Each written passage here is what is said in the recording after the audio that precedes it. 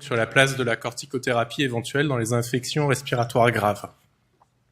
Je n'ai aucun lien d'intérêt en rapport avec cette présentation. Alors, quel est le rationnel de positionner la corticothérapie dans les infections respiratoires graves? On voit tout de suite que c'est une histoire très ancienne. Ça remonte à 75 ans avec les premières études, plutôt des séries de cas qui rapportaient un éventuel bénéfice à mettre en place une corticothérapie sur l'évolution clinique d'infections bactériennes. Dans les années 50, la corticothérapie devient même, ici, l'une des plus importantes avancées dans la compréhension et dans l'évolution de ces traitements et de ces évolutions de ces pneumopathies bactériennes, sans qu'on comprenne vraiment bien pourquoi. Quand on arrive dans les années 60, là, par contre, se pose vraiment la question et on repositionne un petit peu les choses. Effectivement, l'infection est à l'origine d'un problème, mais c'est très probablement également la défense induite par les mécanismes de défense qui vont avoir une certaine toxicité sur l'organisme et qui vont donc jouer un rôle important dans l'évolution de cette pathologie. Et en effet, on peut se poser la question de quoi meurt-on quand on a une pneumopathie aiguë communautaire? Est-ce que c'est de l'infection ou est-ce que c'est plutôt du SDRA, qui on sait très bien est très associé aux pneumopathies aiguës communautaires, et même quand on a traité la part de l'infection, le SDRA peut continuer d'évoluer par lui-même, et c'est uniquement une réaction inflammatoire excessive induite par cette infection. On meurt également de choc septique, et c'est très bien décrit. Dans le choc septique, il y a un véritable orage cytokinique qui est déplacé, avec de nombreux relargages de cytokines différentes, et donc peut-être une place pour la corticothérapie, comme on le voit ici, qui va jouer sur la sécrétion de ces différentes cytokines, la sécrétion de ces différents marqueurs inflammatoires ou pro-inflammatoires, ou au contraire anti-inflammatoires. En effet, le corticoïde, ça va être le plus puissant anti-inflammatoire, qui va inhiber en particulier le NF-κB, et qui va générer la transcription de gènes anti-inflammatoires de manière directe. Alors on peut se poser la question, au vu de ces premiers résultats préliminaires, de la place de la corticothérapie dans les infections respiratoires graves. Et on va commencer par quelque chose sur lequel on est à peu près tous d'accord à l'heure actuelle, c'est que dans les pneumocystoses sévères, il y a vraiment une place avec cette étude de 90 qui a retrouvé un réel bénéfice en termes de durée de prise en charge, de risque d'évolution vers insuffisance respiratoire aiguë et de risque de décès. Et c'est à l'heure actuelle encore recommandé dans les prises en charge de pneumocystose sévères d'adjoindre une corticothérapie. Deuxième contexte, celui de la milière tuberculeuse. Alors certes, à l'heure actuelle, il n'y a pas franchement d'études fortes pour pouvoir affirmer la place de la corticothérapie. Malgré tout, il y a énormément de cas rapportés qui sont en faveur du bénéfice de la corticothérapie dans cette situation-là, en termes d'évolution favorable et de limitation de séquelles à distance. Et ça s'associe aussi à d'autres remarques et à d'autres localisations tuberculeuses, en particulier dans le cadre de la méningite tuberculeuse ou de la péricardite tuberculeuse. Troisième pan de la présentation, et qui va être probablement l'un des plus longs, la place dans la pneumopathie aiguë communautaire, et en particulier la pneumopathie aiguë communautaire grave. Alors, on a eu deux méta-analyses importantes cette année, l'une au mois de janvier, qui est celle du bas, et publiée dans Chest, et l'une au mois de novembre, en 2016, publiée dans PLOS ONE.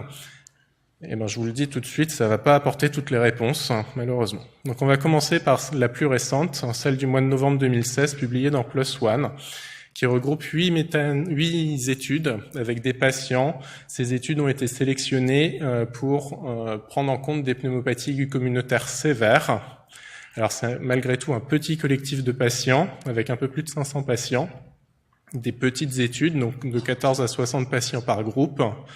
Et surtout, ce qu'on voit, c'est qu'il y a une grande variabilité dans les thérapeutiques proposées. Ça va de l'hydrocortisone, la méthylprednisolone, la prednisone, jusqu'à la dexaméthasone, et des traitements en termes de dose et de durée de traitement qui sont excessivement variables, ce qui rend compliqué l'interprétation des données. Sur ces 8 études, quand on les poule, en termes de mortalité, on va avoir 2 études qui vont montrer un effet positif, c'est l'étude de Confalieroni et l'étude de Nafae. Et globalement, dans cette méta-analyse, on a plutôt un effet favorable de la corticothérapie dans les pneumopathies aiguës communautaires dites sévères. En termes de durée de séjour en réanimation, là par contre, on ne voit aucune efficacité quand on reprend ces différentes études, avec la remarque toutefois qu'il y en a moins qui avaient ce critère-là de rendu. Deuxième méta-analyse publiée cette fois-ci au mois de janvier 2016 dans Chest. Elle reprend un certain nombre des études qu'on a vues auparavant. La grosse différence, c'est cette étude-là, l'étude de Bloom, qui est également la plus puissante, avec près de 800 patients inclus. Et donc, il va venir un peu écraser toutes les données. Et là, pour le coup, cette étude de Bloom, on voit qu'elle est absolument pas positive. Et du coup, sur l'ensemble, la méta-analyse est négative en termes de mortalité. Alors pourquoi est-ce que cette étude n'a pas été inclue dans la première méta-analyse que je vous ai présentée? C'est tout simplement parce que dans l'intitulé et dans les mots-clés, c'était pas marqué pneumopathie aiguë communautaire grave, sévère, et donc qu'elle rentre pas en compte dans les critères de recherche de la première méta-analyse. Alors au total, donc on a 2 méta-analyses. La première que je vous ai présentée qui reprend 8 études, 2 positives, 6 négatives, avec plutôt un intérêt en termes de mortalité, mais pas d'impact sur la durée de séjour, pas d'impact non plus sur l'antibiothérapie, etc. Et donc pas d'inclusion de la plus grosse étude publiée, par contre, ce qui est quand même une limite. La seconde, donc il n'y a pas d'impact évident sur la mortalité. On a 9 études qui sont incluses, avec une seule positive. Je vous rappelle par contre juste que l'une des études qui était positive, celle de Confagliaroni, dans la première méta-analyse est jugée négative dans celle-là. C'est à discuter. Globalement, 5 études qui sont bien menées avec une analyse des biais potentiels. Et donc, on va s'intéresser un petit peu à ces 5 études pour essayer de mieux se faire une idée concernant la place éventuelle de la corticothérapie dans les pneumopathies aiguës communautaires graves. Alors, concernant tout d'abord cette étude un peu discordante entre les 2 méta-analyses, l'étude de Confagliaroni, publiée en 2005, c'est une étude d'assez faible envergure, avec 23 patients dans chaque groupe. Les inclusions avaient été arrêtées de manière précoce, puisqu'ils avaient jugé qu'ils avaient atteint précocement au cours d'une analyse intermédiaire leur objectif. Là, pour le coup, on est sur des pneumopathies aiguës communautaires très sévères, avec en moyenne un P sur F à 150. Et le traitement qui était proposé, c'était de l'hémicitinate d'hydrocortisone avec un bolus initialement et un entretien pendant 7 jours. Et le critère d'évaluation principal, c'était l'amélioration du rapport P sur F au 8e jour. En critère secondaire, c'était la diminution de la mortalité. Alors là, on voit qu'effectivement, on a sur le P sur F une nette amélioration au 8e jour, avec des patients qui étaient peut-être même un petit peu plus sévères au début, et donc une randomisation qui était probablement pas parfaite. Et en termes de mortalité, également, une moindre mortalité dans le groupe traité, avec quand même comme limite, toujours en statistique, le fait qu'on ait 0 événement dans le groupe traité, ça limite grandement l'interprétabilité des résultats. La grosse limite de cette étude, c'est qu'on est sur des patients donc, qui sont hyper sélectionnés, c'est des patients très sévères, et au final, très peu de patients inclus, donc un faible poids de cette étude dans la littérature. Deuxième étude sur laquelle on va revenir, c'est celle de Mejvis, où là, 800 patients ont été screenés, et finalement, on en a retenu 300, donc 150 par groupe. Le critère d'évaluation principal était la durée de séjour, avec effectivement, chez ces patients, modérément sévère, puisque moins de 50% étaient classés PSI 4 ou 5, de la dexaméthasone qui avait été proposée, et donc on retrouvait ce sur critère d'évaluation principal, une durée de séjour réduite de 7,5 jours à 6,5 jours, statistiquement significative, cliniquement c'est à discuter, et puis par contre aucune différence en termes de mortalité.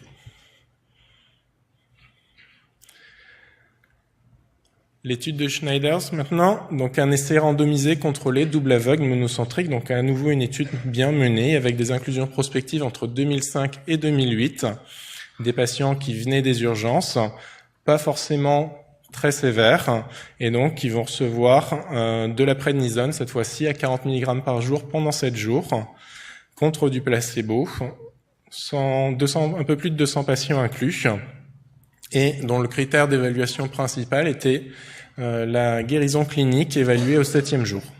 Comme critère secondaire, à nouveau, la mortalité, la durée d'hospitalisation. Globalement, tout patient confondu, on retrouve aucun bénéfice en termes de durée d'hospitalisation, aucun bénéfice non plus en termes de stabilité clinique, et au final, pas de bénéfice que ce soit chez les patients les plus sévères, ni chez les moins sévères, avec peut-être même chez les patients les moins sévères un effet rebond à distance, avec une réélévation de la CRP et plus de patients réhospitalisés ou qui représentent à nouveau des symptômes à l'arrêt de la corticothérapie, et également dans le sous-groupe de patients pneumocoques, mais c'est à nouveau un plus petit sous-groupe, plus d'échecs tardifs également dans ce groupe-là. Donc au final, pas de preuve de la corticothérapie dans les PAC sur cette étude, y compris que ce soit sur les pneumopathies graves ou les plus légères, en termes de guérison ou de durée de séjour. Avant-dernière étude sur laquelle je vais revenir dans le contexte de ces méta-analyses, donc c'est celle de Torres, avec un essai randomisé en double aveugle contre placebo, où là, l'objectif était d'inclure des pneumopathies aiguës communautaires sévères sur les critères ATS ou des critères PSI supérieurs à 5, enfin égal à 5, associés à une très haute réponse inflammatoire définie par une CRP au-dessus de 150 mg par litre. Le traitement dans cette étude, c'était de la méthylprednisolone, proposé toutes les 12 heures pendant 5 jours. Et le critère de jugement principal était évalué sur un critère composite d'échec du traitement. Un critère composite puisqu'il y avait un échec précoce qui dépendait de la détérioration clinique dans les 72 heures, que ce soit un choc septique, la nécessité d'une ventilation invasive ou d'un décès, et un critère tardif avec la progression radiologique, la persistance d'un rapport P sur F défavorable, de signes de décompensation cardiaque ou respiratoire ou la nécessité d'une ventilation mécanique, et bien entendu le décès. Donc sur plus de 520 patients, enfin à peu près 520 patients screenés, il y en a uniquement 120 qui ont pu être inclus au vu de la difficulté de rentrer dans les cases, entre guillemets, sur une période de 8 ans. Et donc, ce qu'on se rend compte, c'est que là, cette étude, elle est positive en termes d'échecs de traitement. Donc, il y a moins d'échecs de traitement dans le groupe méthylprednisolone, mais on se rend compte que ce moindre échec de traitement dans le groupe méthylprednisolone, il est pas lié à la mortalité précoce ou à la nécessité de mettre une ventilation mécanique. Il est pas lié non plus à la mortalité un peu plus tardive ou à la nécessité d'une ventilation mécanique, mais uniquement à une progression radiologique. Alors effectivement, il y a moins d'échecs dans le groupe de traitement corticoïde par rapport au groupe contrôle, donc uniquement sur un critère tardif radiologique. Alors même si dans le papier, les auteurs décrivent bien que ça peut être considéré comme un substitut à la mortalité, que même en enlevant ce critère, il y a encore un effet bénéfique, ça limite quand même fortement l'impact de cette étude. L'autre problème, c'est le temps d'inclusion excessivement long, sur 8 ans, avec probablement des modifications de prise en charge et des pratiques au cours de ces périodes, et donc à nouveau une difficulté pour conclure. La dernière étude, celle qui n'est représentée que dans la deuxième méta-analyse que je vous ai présentée, celle de Bloom, donc une étude qui a été parue en 2015, qui est une grande étude multicentrique randomisée double aveugle, donc qui inclut près de 800 patients, ici qui inclut tout type de pneumopathie aiguë communautaire dans les 24 heures qui suivent l'hospitalisation, sans critères de gravité particulière, où là on leur propose de la prednisone pendant 7 jours à la dose de 50 mg par jour. Et l'objectif principal ici était d'évaluer le temps jusqu'à la stabilité clinique. Donc la stabilité clinique, je le rappelle, c'est l'obtention d'une apyrexie, la diminution des signes de gravité cardiaque ou respiratoire avec une diminution de la fréquence cardiaque en dessous de 100 battements par minute, une tension artérielle au-dessus de 90 mm de mercure sans recours aux amines vasopressives, une oxygénation correcte avec une PaO2 supérieure à 60 mm de mercure en air ambiant et la possibilité de passer les antibiotiques Peros. Donc 800 patients inclus sur une période de 5 ans, donc une étude avec beaucoup de poids. Et cette étude retrouve effectivement un temps jusqu'à la stabilité clinique nettement plus court dans le groupe prednisone, de 3 jours, contre 4 jours, un peu plus de 4 jours dans le groupe placebo. Le problème, c'est que les contrairement aux antibiotiques où le temps jusqu'à la stabilité clinique est nettement un facteur intéressant, pour les anti-inflammatoires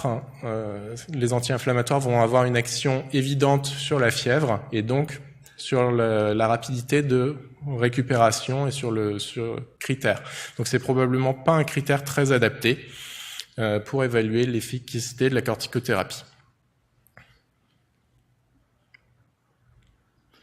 Au final, donc on a des études avec des temps d'inclusion très longs, des protocoles très discordants en termes de thérapeutique, que ce soit en termes de molécules utilisées, de durée de traitement, de doses utilisées avec parfois des bolus qui ont été mis en place, d'autres fois pas de bolus, des protocoles antibiotiques également différents selon les études, des patients très hétérogènes avec parfois des patients très graves, comme dans la première étude que je vous ai présentée, ou au contraire des patients tout venant, avec jusqu'à 50% de PSI 1, 2 et 3 dans la dernière étude de Bloom, et des critères de jugement qui sont parfois difficiles à exploiter.